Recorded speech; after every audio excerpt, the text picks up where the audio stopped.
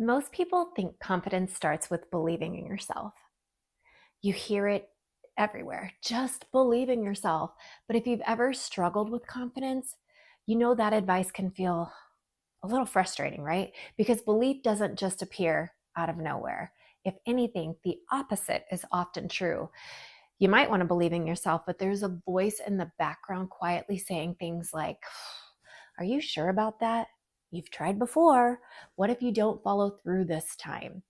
And that voice, the one that doubts you, is often what keeps confidence just out of reach. But here's the part most people don't talk about. Confidence, it actually doesn't start with belief. Confidence starts with trust. More specifically, it starts with self-trust. And self-trust is built in a much simpler way than people realize. It's built one small promise at a time. I'm Ara, and I'm really glad that you're here. If you're looking to build confidence and self-trust and start living as your future self right now, I encourage you to stick around and also hit that subscribe button while you're at it. So a while back, I started noticing something about the way people talk about confidence. Yeah, we treat it like it's a personality trait. Like some people are born confident and others, well, they just aren't. But the more I paid attention, the more I realized that the people who seem quietly confident usually share something in common. They trust themselves. They trust that when they say they're going to do something, they will. And that kind of confidence, it doesn't come from hype or motivation. It comes from evidence. Evidence that you've shown up for yourself before. Evidence that you follow through. Evidence that you keep the promises you make to yourself. And this is where something really interesting and cool happens, because most of us don't lose confidence overnight. We lose self-trust very slowly, little by little. Maybe you tell yourself you're going to start something, a project or a new habit, a change you've been wanting to make, right? And at first you really mean it, but then life gets busy, or you get tired, or that familiar voice, that inner critic, starts whispering things like, you'll probably quit anyway. So the promise gets pushed aside. And each time that happens, your brain quietly takes note, not in a dramatic way, just in a quiet little mental file that says, maybe we don't really follow through. But here's the good news. The same process that slowly erodes self-trust is also the exact process that rebuilds it. And it starts with something very simple. Small promises, not huge life-changing promises, not dramatic reinventions, small ones. Because when promises are too big, they're easy to break. But when they're small, they become doable, and doable things create evidence. For example, instead of saying, I'm going to completely change my routine, you might try instead saying, I'm going to take a 10-minute walk today. Instead of saying, let me think, I'm going to write an entire chapter, you say, I'm going to write just one page.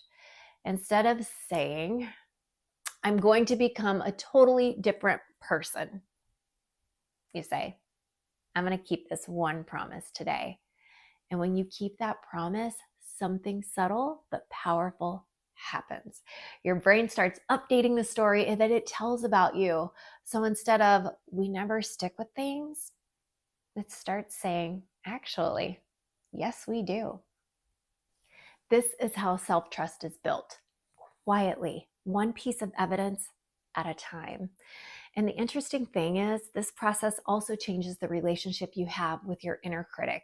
If you watched my previous video about turning the inner critic into the inner coach, this is where the shift really starts to happen, because the inner critic often relies on old evidence, evidence from times when things didn't work out, evidence from past attempts, evidence from moments when you doubted yourself. But every small promise you keep gives your inner coach something new to work with.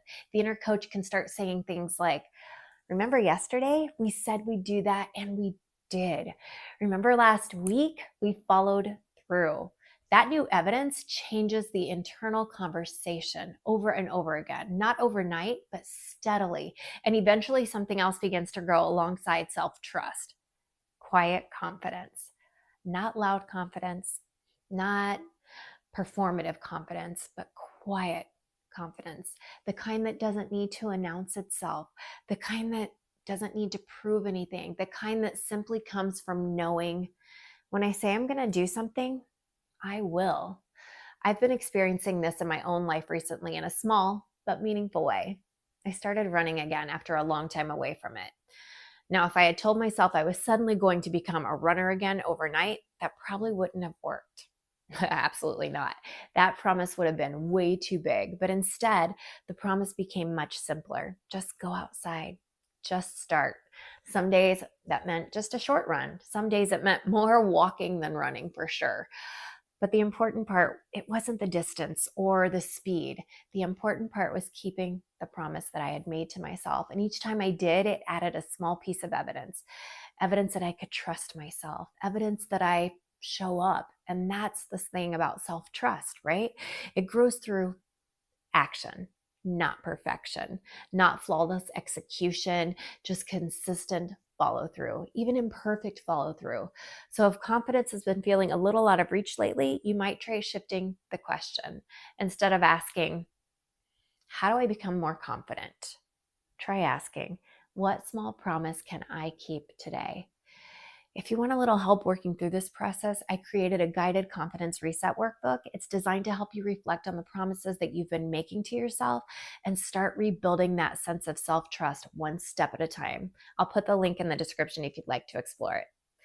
Confidence isn't something you wait to feel, it's something you build quietly, one kept promise at a time. And over time, those promises become something incredibly powerful.